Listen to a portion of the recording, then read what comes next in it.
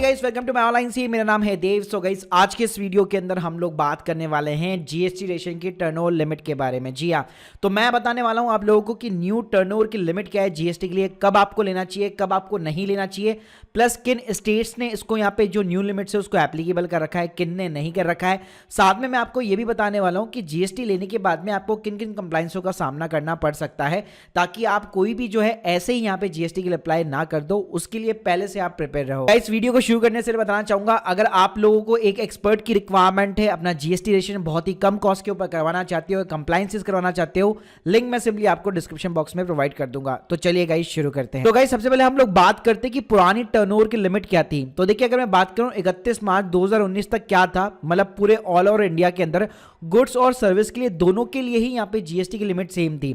तो अगर मैं बात करूं 20 लाख रुपए, तो नॉर्मल जितने भी स्टेट है हमारे इंडिया के और कुछ स्पेशल कैटेगरी के स्टेट थे, स्पेशल कैटेगरी में मोस्टली नॉर्थन इंडिया वाले स्टेट थे सारे के सारे, तो वहां पे 10 लाख रुपए की लिमिट थी और जितने भी अदर स्टेट थे वहां पे 20 लाख रुपए की लिमिट थी।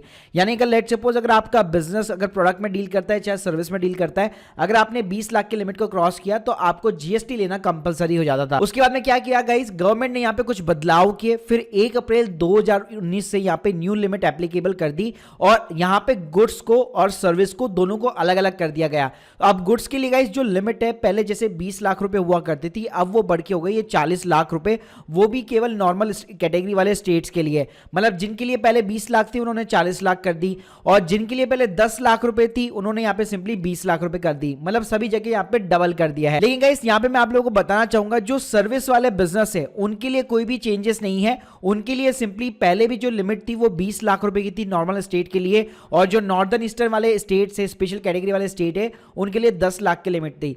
तो सर्विस वालों के लिए तो भाई वही है कि अगर 20 लाख के ऊपर गया उनका टर्नओवर, उनका सेल गया, तो बेसिकली उनको जीएसटी लेना पड़ेगा। और प्रोडक्ट वालों के लिए सिंपली ये लिमिट जो है 40 लाख रुपए की हो चुकी है। अब गाइस बात करते हैं यहाँ पे कौन कौन से ऐसे स्टेट थे जिन्होंने इस न्यू लिमिट को जो है अप्लाई कर रखा है और कुछ स्टेट ने यहाँ पे अप्लाई नहीं भी कर रखा है। तो देखिए, अगर मैं नॉर्मल कैटेगरी के अंदर बात करूं कि किसने यहाँ पे 40 लाख की लिमिट को अप्लाई कर रखा है specially for the product based business, तो उसके अंदर केरला, छत्तीसगढ़, झारखंड, दिल्ली, बिहार, महाराष्ट्र, मतलब ऑलमोस्ट सारे आपके इंडिया के जितने भी स्टेट से ऑलमोस्ट सारे कवर हो चुके हैं। अगर मैं बाइस बात करूं कि किसने यहाँ पे कवर नहीं कर रखा, तो उसके अंदर है तेलंगाना।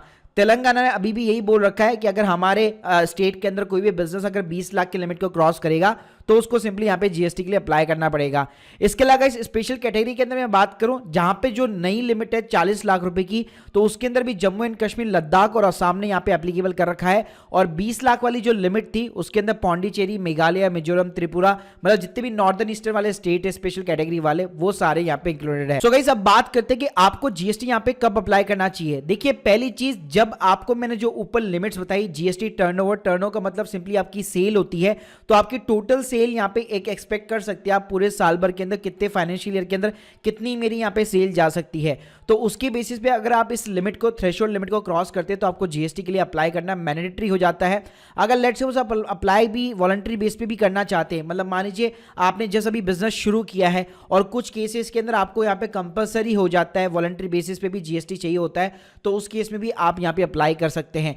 साथ में गाइस जितने भी ई कॉम ऑपरेटर है जो मार्केट प्लेस चलाते हैं, जैसे अमेजोन हो गया, फ्लिपकार्ट हो गया, मीशो हो गया, इन सब पे भी आप देखेंगे तो ये खुद और इनके जितने भी सेलर्स है उनको भी जीएसटी रजिस्ट्रेशन की यहाँ पे स्टार्टिंग से ही रिक्वायरमेंट रहती है, वो लोग भी टर्नओवर वगैरह को कंसीडर नहीं करते हैं। इसके अलावा जितने भी इंटर स्टेट सप्लाई है, यानी कि आपको मान लीजिए एक स्टेट से दूसरे स्टेट के अंदर माल बेचना है, खरीदना है, ट्रांसपोर्ट करना है, कुछ भी करना है, तब भी आपको यहाँ पे जीएसटी रजिस्ट्रेशन की रिक्वायरमेंट पड़ेगी। इसके अलावा जितने भी कैजुअल टैक्स पेयर होते हैं, मोस्टली यहाँ पे जो इवेंट ऑर्गेनाइज करवाते हैं, उनके लिए जो है जीएसटी की रिक्वायरमेंट रहती है।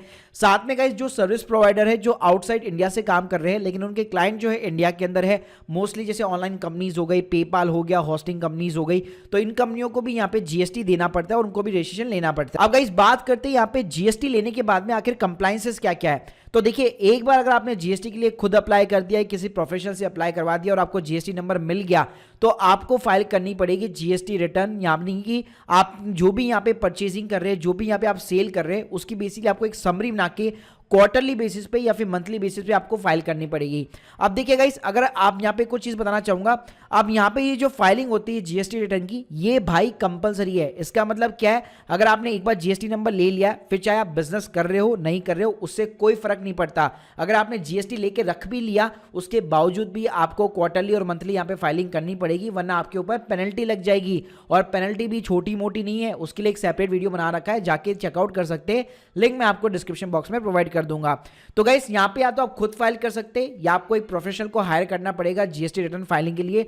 तो कोई भी अगर ऐसे ही तुक्के में खाली जीएसटी अप्लाई करना चाहते तो मत कीजिएगा, इन सारी चीजों का यहाँ पे ध्यान रखिएगा। इसके अलावा गाइस एक और कंप्लायंस होता है इनकम टैक्स फाइलिंग का, लेकिन वो ऑप्शनल है। अगर आपकी income more than 2.5 lakh rupees है तभी आपको इनकम टैक्स वगैरह फाइल करनी पड़ेगी अपने बिजनेस के लिए। तो गाइस एक सिंपली अगर मैं एक फाइनल कंक्लूजन की बात करूं तो सिंपल सा याद रखिए, अब आपकी लिमिट जो है 40 लाख रुपए हो चुकी है केवल गुड्स के लिए, और सर्विस के लिए 20 लाख रुपए हो रखी है। अगर इन दोनों को आप क्रॉस करते तो आपको जीएसटी चाहिए, और कुछ केसेस मैंने आपको जो बताया जहां पे स्टार्टिंग से ही जीएसटी चाहिए, जैसे ई कॉमर्स वाले बिजनेस हो गए या वॉलंटरी बेस पे आप अप्लाई करना चाहते हैं। मान लीजिए आप B2B वाले बिजनेस के अंदर है, लेकिन आपका जो सप्लायर है या आप जहां से भी माल खरीद रहे हैं वो बेसिकली आपसे जीएसटी नंबर मांग रहा है, तो कुछ बिजनेस के अंदर आपको स्टार्टिंग से ही जीएसटी लेके चलना पड़ेगा।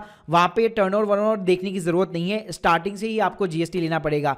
इवन कई लोग जो प्रोप्राइटरशिप भी करवाते हैं उनको करंट अकाउंट के लिए भी स्टार्टिंग में जीएसटी चाहिए होता है, क्योंकि आजकल जो बैंक्स होते हैं वो एमएसएमई या उद्योग आधार के सर्टिफिकेट पे बेसिस पे अकाउंट ओपन नहीं करते हैं। इवन कई बैंक्स जो है शॉपेक लाइसेंस होता है उसके बेसिस पे भी अकाउंट ओपन करना प्रेफर नहीं करते हैं। तो उस केस में भी भाई इनिशियल जो आपको डॉक्यूमेंट चाहिए होता है वो हमेशा जीएसटी रिक्वायरमेंट चाहिए रहता है। तो guys hope you like this video, please subscribe channel. अगर आप लोगों के कोई भी डाउट है कमेंट बॉक्स में जरूर बताइएगा। प्लस अगर आपको जीएसटी रजिस्ट्रेशन की सर्विस की रिक्वायरमेंट है, लिंक डिस्क्रिप्शन बॉक्स में ऑलरेडी अवेलेबल है। Thank you guys, thank you very much.